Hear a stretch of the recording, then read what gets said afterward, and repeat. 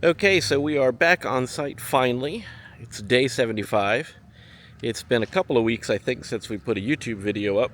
I know Teresa has been putting her little Facebook videos up, but we wanted to come out here today, Saturday morning, and do a walk around the house and give a quick update to where we are. So I think Inspector Teresa, she's over here somewhere. There she is. There's Inspector Teresa. We'll take a walk around the outside of the house, and then we will go inside the house and give an update of where we are. So in the last couple of weeks, you can see we've got some windows and doors in. We're missing one window. That's on back order, according to our project manager. He's been bitching at them to get that out here, but they haven't gotten it out here.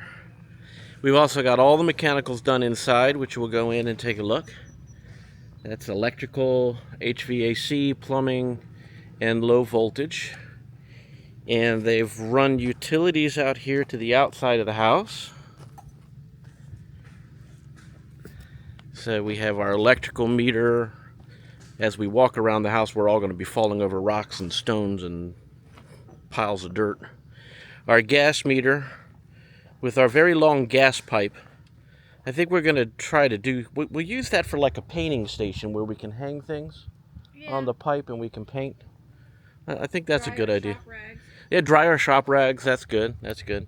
Our gas and oil laden rags on the gas pipe, right? So that'll be very safe. The HVAC unit is going to be right here. This interesting thing here, that is a port for a pest control system, which comes as a part of the house, which I'll explain when we go inside how that works. But it's pretty cool. You can see up here in the eave, we've got one of our low voltage cables hanging down for security cameras. The low voltage guys did a pretty decent job of doing what I wanted them to do. We come around here, we can see we finally have our stairs poured to our basement. Pan down a little bit and see that. Basement door in, all the rough in for the electrical and the lights. Come around the back side of the house, all of the windows are in. They're looking really good.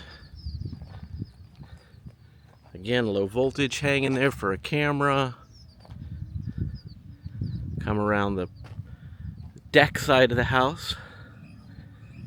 We got our electrical in there. There's an electrical outlet here for an outlet for an actual plug. And then above we have a light and another wire hanging down for low voltage for camera. Along the eave this way. Can't forget our rock. Oh yeah, that's the other exciting thing. When we did our walkthrough with the PM the other day, he told us, because we had asked him once before, if we could grab a couple of these big rocks and use them as part of the yard. And there was some back and forth about that, having to go to the HOA and doing a bunch of things. And so some of the other neighbors have been through here also picking through the rocks. This is my first rock. Oh yeah. So that's Teresa's first rock. We have a photo of her standing next to that rock. So she wants to have that rock. But at any rate, the neighbors have been coming through. They've been looking for rocks too. And our first neighbor over here, down the end there. You can actually see the rock behind his car. Yeah, he was the first one to actually get a rock. They told him he had to ask the HOA people whether he could get a rock. And he did. And then the HOA individual that heads up the landscaping around here said, hey, that's a really great idea. So he came over and he got two. So that sort of opened up the barn doors. And now we're going to get our couple of rocks. And we don't have to go through HOA. And we're not going to be going through HOA to do it, because the PM is just going to have the landscaping guys move it to where we want it. So then over on this side of the house, we've got the fireplace outlet there for the fireplace. We've got the only window in the basement here. We have the exhaust for the hot water heater and the furnace and that sort of stuff, and another one of these ports for the pest system. And if we wander around here, we have front porch. They have the trim in for the front porch. We are going to be having bluestone. Is that what it is? It's a rock. It's bluestone, I think, is going to be the porch surface, the porch floor surface, and the stairs. I don't remember exactly what the name of it is, but it's a big rock. You know. Yeah, slate-like stuff. Earth tones. And you can see we have stone partway up the walls there. That's where that's all marked. Next big step on the outside, of course, is getting the siding in. And they still need to do the front steps. And then, of course, the front steps need to get put in. So that'll be formed up when they get ready to do the... Another concrete pour. Yeah. And the front door is in. Doorbell wires hanging out. And so that's pretty much it for a walk around on the outside of the house. Looking really good. Let's see, does Inspector Teresa approve of the outside of the house? I approve. Are you sure you totally approve of everything that's going on the outside of the house? Very okay, much. Great. All right, so moving to the inside. As I said, we've got all the mechanicals done. So that's electrical, plumbing, HVAC, and low voltage. We swing around here. We're in the garage right now. We can see our panel. Our electric panel is in.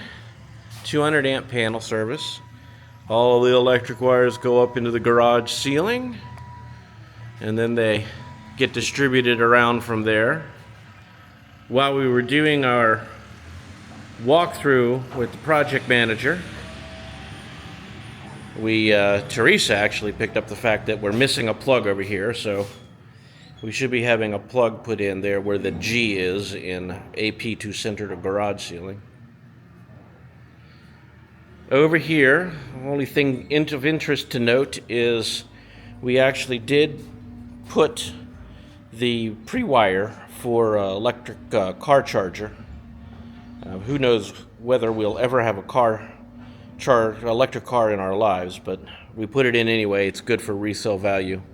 And if you can notice here, I can show this green tubing that runs through the walls. I hope that comes out in the video. This green and blue tubing.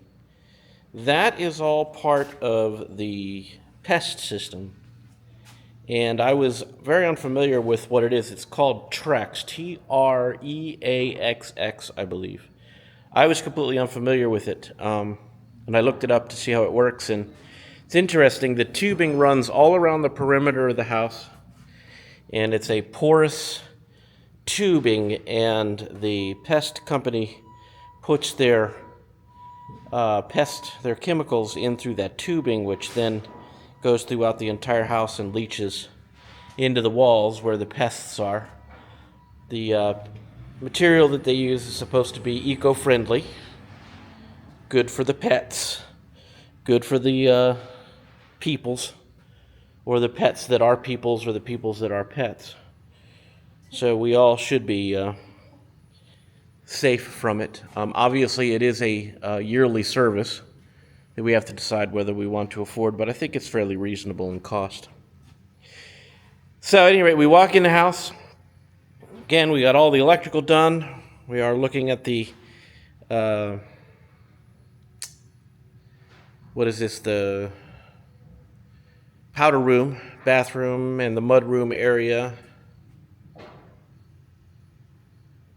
And then we can turn over this way and go into the kitchen where Inspector Teresa is. She's already planning on how she's going to set up her kitchen. Yes. But there's not much to show other than some wires hanging out. I'm going to do a more in-depth conversation about low voltage, because you will see that we have low voltage run to a great portion of the house. In fact, the project manager informed us during our walkthrough that this is the most low voltage that he's ever put into a house. I guess that's what you might call an occupational hazard on my case. But one exciting thing, Teresa, you can tell us all about the closet. Oh, so this is our pantry. And the original design of the pantry is this. And we're going to have shelving on this wall and shelving on this wall. And they gave us 2 coat closets, one in the mudroom and one by the front door, which is on the other side of Yeah, I'll this walk wall. around this wall so you can see where she's talking about. And So that's... it's just going to be Rob and I in the house, and 1 coat closet, I believe, is sufficient. So I came up with the idea of taking all this out, blocking this wall up, and expanding our pantry. Yep. And when I said something to the project manager yesterday about that, he says, I've never seen it done, but I can do it. And so we are going to have a much larger pantry, which is going to accommodate this space right here for the closet, and just get rid of this coat closet altogether, which we don't necessarily need. And it's an extra wall space to hang art on this side. Exactly. So we Like a can big wall definitely on that side, put which is something on great. that side, or a tall mirror, Yeah. or something like that on that side. And we don't have to he can use all this wood right here to block in this wall. He said he only needs 1 2x4 down the middle and then the base on the floor, and we're good to go. Yeah. So they haven't measured for any of the shelves yet. They don't do that until the drywall is installed and finished. And then the closet people will come in and measure for all of this, and won't they be surprised when they see we have bigger pantry. So I'm really excited about that. So am I. I think it's going to be really great. And we'll just we'll store vacuum cleaners and mops and that kind of stuff in the middle of the living room floor or something. So one of the items that we did talk to the PM about yesterday when we did our walkthrough is this is the foyer area. Let's see if I can step back so we can take a look at it. So we have our foyer area here, and the plan is to put actually the buffet cabinet from my grandmother's dining room set here along this wall. And the problem is that the air conditioning vent comes out right there. And if we put the furniture on top of the air conditioning vent, it won't work. So we asked the PM if we could move that to over here. And after consideration and very short conversation, he agreed. So we're going to get that duct moved over to the other side, and our furniture plan is going to work out exactly the way we wanted it to. So we're really happy about that. Okay, so one other thing I wanted to mention that I've done during this build process, and especially after all of the mechanicals were put in, I have walked through the entire house with a tape measure and taken accurate rough measurements, rough finish measurements meaning without the drywall, of all of the walls, of all of the rooms, and I have that documented and recorded. And then the other thing that I did was I took video and still photographs of every single room in the house, every single wall, every single location where there's mechanical, plumbing, HVAC, electrical. And I have all of that on record so that as we live in the house and we begin to make changes, or we want to hang pictures, or we want to do anything with inside the house, I can go back to that record and I can see what's inside the walls. I can see where the studs are. I can see where the plumbing is. I can see where the electrical is. And it's going to make it a whole lot easier to do any additions. Just as a quick example, our neighbor across the street is a retired plumber, and they chose not to get the pot filler here in the kitchen because they wanted like $2,600 for it. Yeah, it was expensive. And being a plumber, he knows how to do these kinds of things, and so he basically tapped off the plumbing here, probably down in the basement, which I can do as well. and came up through here and installed his own pot filler.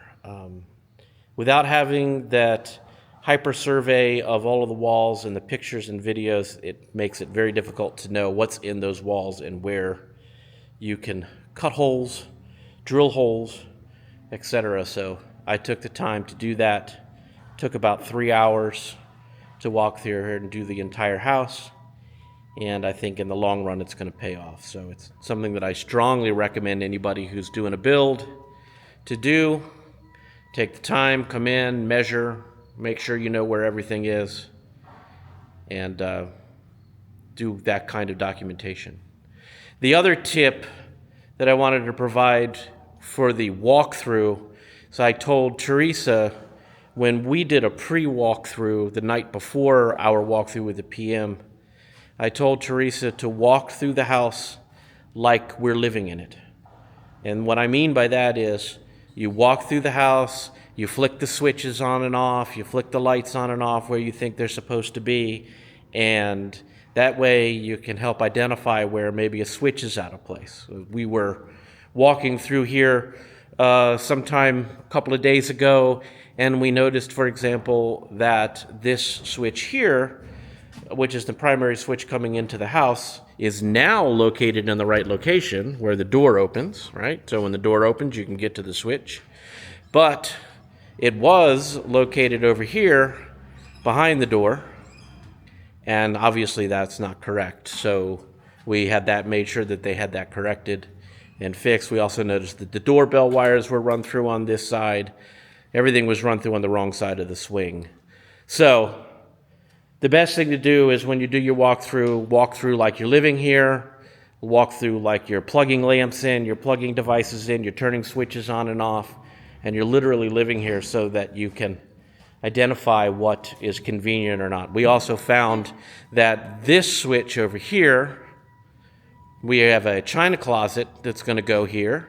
That's what I was just going to get ready to mention. Imagine your furniture in the placement that you want to put it.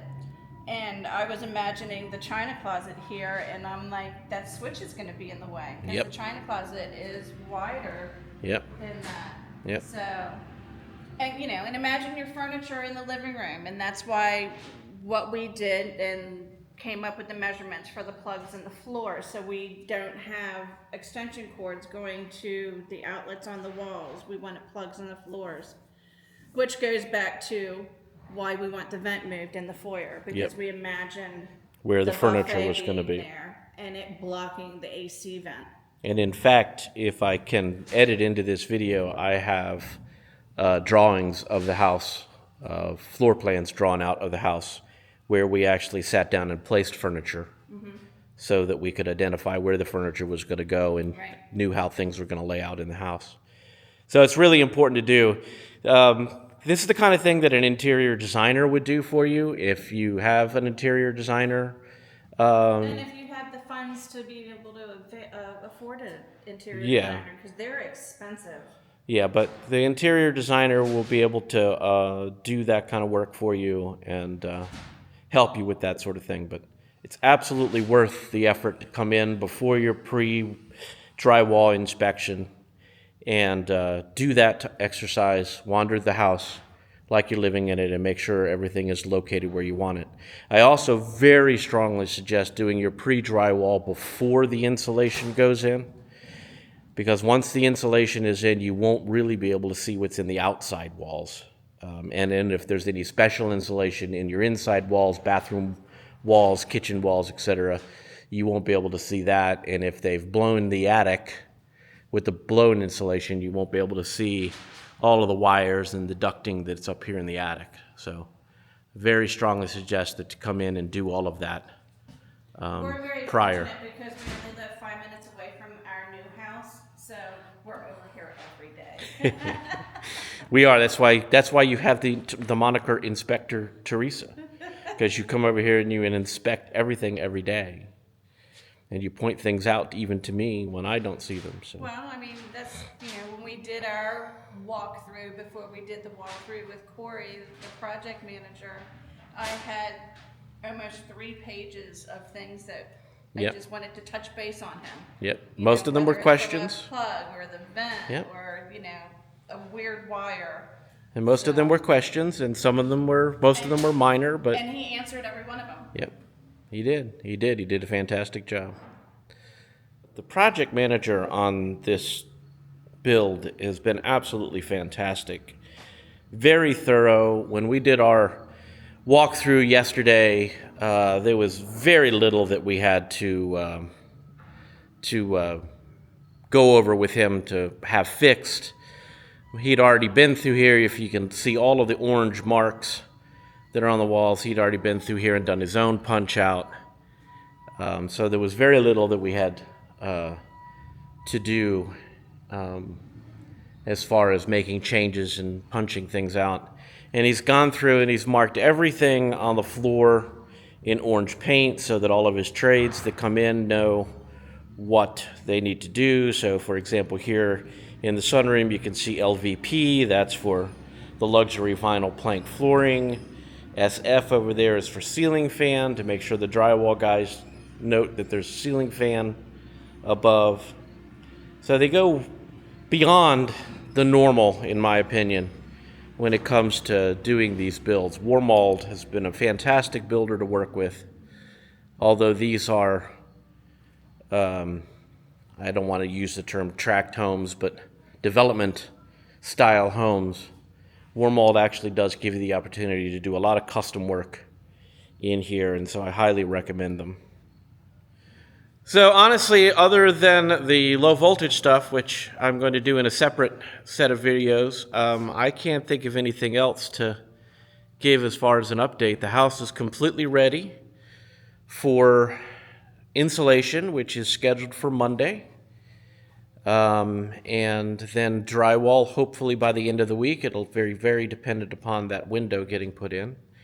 In regards to the insulation, we found out during the walkthrough that the garage ceiling is not part of the normal insulation package.